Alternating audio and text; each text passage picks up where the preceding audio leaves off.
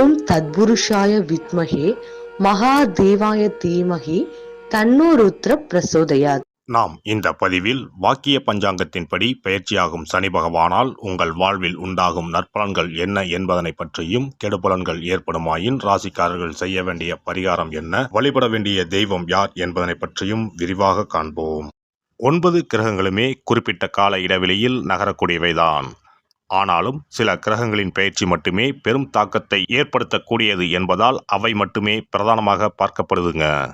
அந்த வகையில் இந்த விசுவாச வருஷத்தில் வாக்கிய பஞ்சாங்கத்தின்படி சனி பகவான் மாசி மாதம் 22ஆம் தேதி, அதாவது 6/3/2026 அன்று வெள்ளிக்கிழமை, பூரட்டாதி நட்சத்திரம் 3ஆம் பாதம் கும்பராசியில் இருந்து புரட்டாதி நட்சத்திரம் 4ஆம் பாதம் மீனராசிக்கு காலை 8:26 மணிக்கு பயிற்சி ஆகிறாருங்க. இந்த பயிற்சியில் மகர ராசிக்கு முழுமையாக 7.5 சனி நீங்குதுங்க. கும்பத்துக்கு பாதச்சனி, அதாவது 7.5 சனியின் கடைசி சுற்று ஆரம்பமாகுதுங்க. அதே சமயம் மேசராசிக்கு 7.5 சனியின் தொடக்கமான விரயச்சனி ஆரம்பம் ஆகுதுங்க. இந்த சமயத்தில் தனுசுக்கு அஷ்டாஷ்டமம், சிம்மத்துக்கு அஷ்டமம், மீனத்துக்கு 7.5 சனியில் ஜென்மசனி காலகட்டம் தொடங்குதுங்க.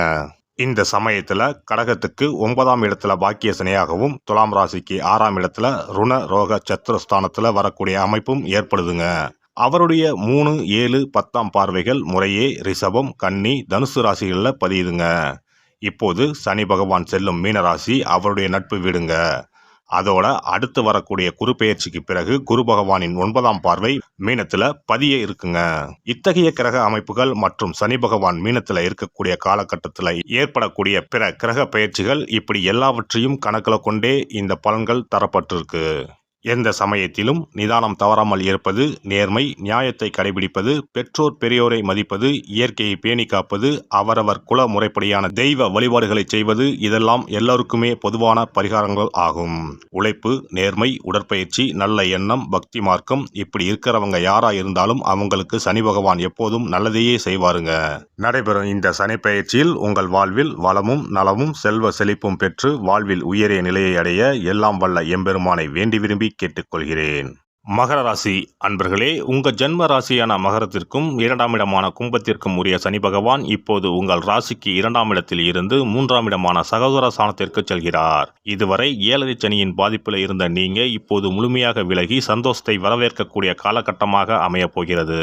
பொதுவாகவே சனி பகவான் விலகிச் செல்லும் போது பெருநன்மையை கொடுப்பார்னு ஜோதிட சாஸ்திரம் சொல்லும். அதிலேயும் அவரே உங்கள் ராசி அதிபதி என்பதால் கூடுதல் நன்மைகள் கிடைக்கும்.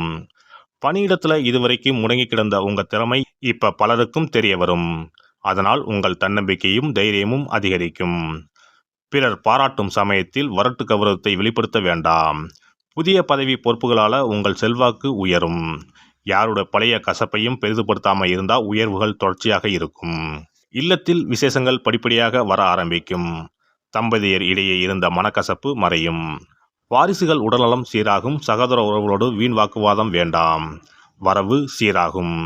வீடு வாகன வாங்க யோகம் உண்டாகும். புதிய பொருள் சேர்க்கை, இடமாற்றம் எல்லாமே கைகூடி வரும். தடைப்பட்ட சுபகாரியங்கள் மலமலனு நடக்கத் தொடங்கும். தேவையற்ற வாக்குறுதிகளை தவிர்த்தா நல்லவை தொடரும். செய்யும் தொழிலில் செழிப்பான சூழல் ஏற்படும். சேதாரங்கள் குறைந்து ஆதாயம் அதிகரிக்கும். முடங்கி கிடந்த முதலீடுகள் லாபம் தரத் தொடங்கும்.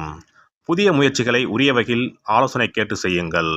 சூதாட்டம், பங்கு வர்த்தகம் தவிருங்கள். அரசியல் சார்ந்தவர்களுக்கு அமோகமான நன்மைகள் ஏற்பட தொடங்கும். பலகால கனவுகள் கைகூடி மனதிற்கு மகிழ்ச்சி சேர்க்கும். பணி சார்ந்த கோப்புகள் எதையும் உரிய அனுமதி இல்லாமல் நகல் எடுக்கவோ வெளியே கொண்டு செல்லவோ வேண்டாம். பெண்களுக்கு உயர்வுகளும் உன்னதமும் ஏற்படும். வெளியூர் வெளிநாடுகளில் இருந்து எதிர்பாராத நற்செய்திகள் வரும். வாரிசுகளால் மனதில் மகிழ்ச்சி நிறையும். மனப்பேரும் மகப்பேரும் கைகூடும். ஆடை ஆபரண பொருள் சேரும். வாழ்க்கை துணைவுடன் மனம் விட்டு பேசினா மகிழ்ச்சி நிலைக்கும். கலை படைப்பு துறையினர் பலகால கனவுகள் நனவாக தொடங்கும். உழைக்க தயாராக உள்ள உங்களுக்கு உயர்வுகள் அணிவகுத்து வர தொடங்கும். மாணவர்கள் மனதை ஒருநிலைப்படுத்தி படித்தா மதிப்பும் மதிப்பெண்ணும் உயரும். எதிர்பார்த்த கல்வி கடன் உதவிகள், வெளிநாட்டு கல்வி வாய்ப்புகள் கிட்டும். இரவில் வெளியிடத்தில் தங்குவதை தவிருங்கள். பயணங்களின் போது கோப்புகளை பத்திரமாக வைத்துக் கொள்ளுங்கள். வெகு தொலைவு செல்லும் போது ஓட்டுநருக்கு போதுமான ஓய்வு முக்கியம். கணுக்கால் வலி, இடுப்பு வலி, முதுகு வலி, மூட்டு வலி, நரம்பு தொற்று, காய்ச்சல், தூக்கமின்மை உபாதைகள் வரலாம். இந்த காலகட்டத்தில் ஒரு முறை பிள்ளையார்பட்டி சென்று கற்பக கணபதியை வணங்குங்கள். சனிக்கிழமைகளில் பிள்ளையாரை கும்பிடுங்கள். உங்கள் வாழ்க்கை பசுமையாகும். சிறப்பு தொகுப்பு. சனி பெயர்ச்சியால் ஏற்படும் பாதிப்புகளை சரி செய்யும் சக்திமிக்க 10 பரிகாரங்கள். சனி பகவானுக்கு உரிய சனிக்கிழமைகளில் விரதம் இருந்து அவரை வழிபடுவது மகத்தான பரிகாரமாகும். இந்த விரதத்தில் மதியம் ஒருவேளை மட்டும் உணவு உட்கொள்ள வேண்டும். இயலாதவர்கள் பழம் மற்றும் எளிய உணவுகளை ஏற்கலாம். சனிக்கிழமை அன்று காலையும் மாலையும் குளித்து சனி பகவானை தொழ வேண்டும். மாலை நேரத்தில் சூரிய அஸ்தமனம் அடைந்த பிறகு சிவாலயம் சென்று வழிபட வேண்டும்.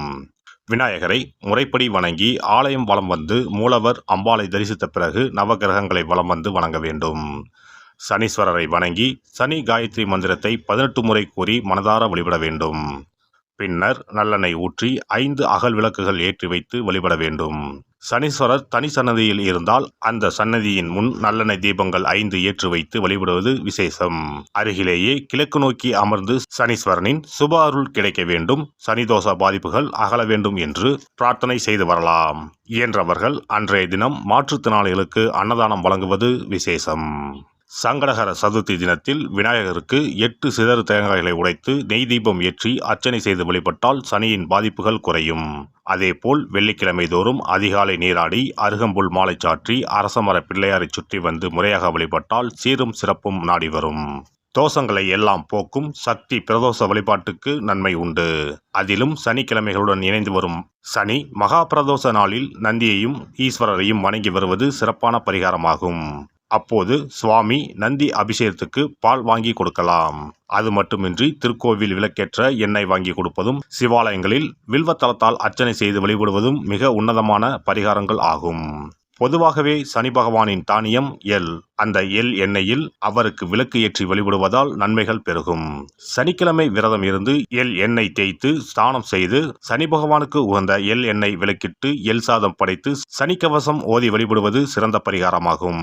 வெள்ளிக்கிழமை இரவு எள் தானியத்தை கரும்பட்டு துணி அல்லது கருமை நிற காகிதத்தில் வைத்து மடித்து தலையணைக்கு கீழ் வைத்து படுத்து உறங்கவும். மறுநாள் காலையில் எள் எண்ணெய் தேய்த்து குளித்து முதல் நாள் மடித்து வைத்த எள்ளை வடித்த சாதத்தோடு கலந்து நைவேத்தியம் செய்து காக்கைக்கு வழங்க நன்மைகள் ஏற்படும். சனி தோஷங்களை போக்கி நன்மைகளை உண்டாக்கும் கண்கண்ட தெய்வம் ஆஞ்சநேயர். ஆகவே இயன்ற போதெல்லாம் அனுமனுக்கு வடைமாலை சாத்தி துளசி மாலை அணிவித்து வெண்ணெய் அர்ப்பணித்து வழிபட்டு வந்தால் சனிதோஷ பாதிப்புகள் நீங்கும். வீட்டில் நலப்புராணம் படிப்பதாலும் நேரம் கிடைக்கும் போதெல்லாம் ராமநாமத்தை உச்சரிப்பதாலும் பாதிப்புகள் நீங்கி பயனடையலாம். ராமநாம ஜபம், சுந்தரகாண்ட பாராயணம் என குழுவாக இணைந்து கூட்டு பிரார்த்தனை செய்வது மிக அற்புதமான பலன்களை பெற்றுத்தரும். சனிக்கிழமைகளில் சனி பகவானின் அதிபதியான மகாவிஷ்ணுவை வணங்கி விஷ்ணு சகசரநாமம் அல்லது அனுமன் சாலிசா பாராயணம் செய்தால் எண்ணற்ற நன்மைகளை பெறலாம். நல்லெண்ணெய், உளுந்து, இரும்பு சட்டி ஆகியவற்றை ஏழை எளியோருக்கு தானம் செய்யலாம். அதேபோல் சனி ஆதிக்கம் செலுத்தும் பூசம், அனுசம், உத்திரட்டாதி ஆகிய நட்சத்திர நாட்களில் அன்னதானம் செய்வது சிறப்பு. நடக்க முடியாத மாற்றுத்திறனாளிகளுக்கு நம்மால் முடிந்த உதவிகளை செய்தால் சனி பகவான் அருளால் மகிழ்ச்சியான வாழ்க்கை அமையும். எல்லாம் வல்ல இறையருளால் நீங்களும் உங்கள் அன்பு குடும்பமும் உடல் நலம், நீலாயுள், நிறை செல்வம், உயர் புகழ், மெய்ஞானம் ஓங்கி வாழ்க வளமுடன். இந்த வீடியோ பதிவு உங்களுக்கு பிடித்திருந்தால் லைக் பண்ணுங்க, கமெண்ட் பண்ணுங்க, ஷேர் பண்ணுங்க, மறக்காம சப்ஸ்கிரைப் பண்ணுங்க, பக்கத்துல இருக்கிற பெல் பட்டனை கிளிக் பண்ணுங்க. நன்றி, வணக்கம். ஓம் நமச்சிவாய. சிவாய நம.